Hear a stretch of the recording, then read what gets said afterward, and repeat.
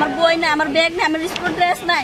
আমি আমার ব্যাংক টাকা জমাইতাম, ব্যাংকটা হচ্ছে আমার স্বর্ণ বই না, কিচ্ছু বাইর করতে পারছি না। আমার ছেলে একটা ফ্যান বাইর করতে পারছি না স্যার। আপনারা কেমন কিভাবে লাগছে আগুনটা? কিভাবে লাগছে?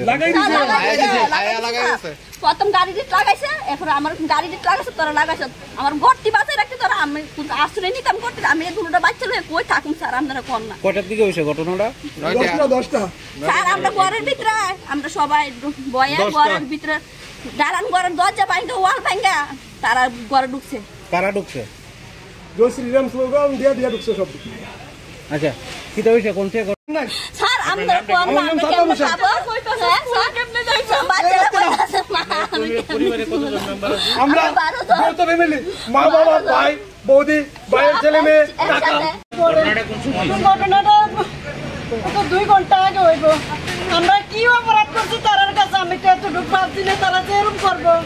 শ্বশুর শাশুড়ি তারা ক্যান্সারের রোগে অসুস্থ, কিছু রাখছে না স্যার, কিছু রাখছে না।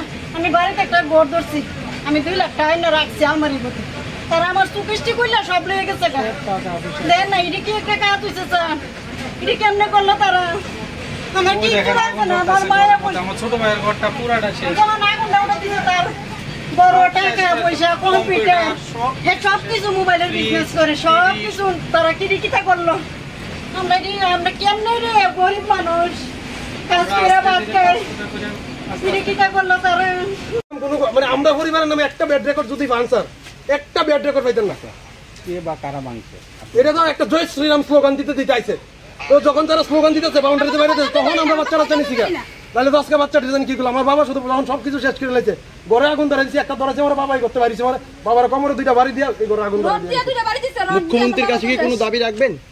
মুখ্যমন্ত্রীর কাছে আমি এটাই দাবি রাখি স্যার, আমরা কি অপরাধ করছি? যদি অপরাধ করে আমরা গুলি করে মারলাম, কোনো অপরাধ, কোনো আমাদের দুঃখ লাগতো না স্যার, কোনো দাবি নাই স্যার আমাদের। কিন্তু যারা আজকে এই ঘটনাটা করছে, আমি শুধু স্যার সুষ্ঠু বিচার চাই।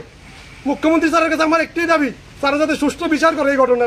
আপনাদের এই এলাকাটা কোন বিধানসভা? আমাদের পরিবারে যদি একটা কমপ্লেন পান, আমার বাবা ভাই কোনো ফ্যামিলি নেই, আপনার সারাটা দুর্গানগর পঞ্চায়েত ঘুরে দেখেন, আমাদের পাড়ার নাম দুর্গানগর পঞ্চায়েত, দুর্গানগর পঞ্চায়েত ঘুরে দেখেন, একটা কমপ্লেন পাইতেন না। কি হিন্দু মুসলিম ট্রাইবেল, আপনারা একটু খবর নিয়ে দেখেন কালকে, একটা কমপ্লেন যদি পান আমাদের পরিবারের নামে। আপনারা কোন বিধানসভার অন্তর্গত? আমরা 11 মান্দা বিধানসভার অন্তর্গত।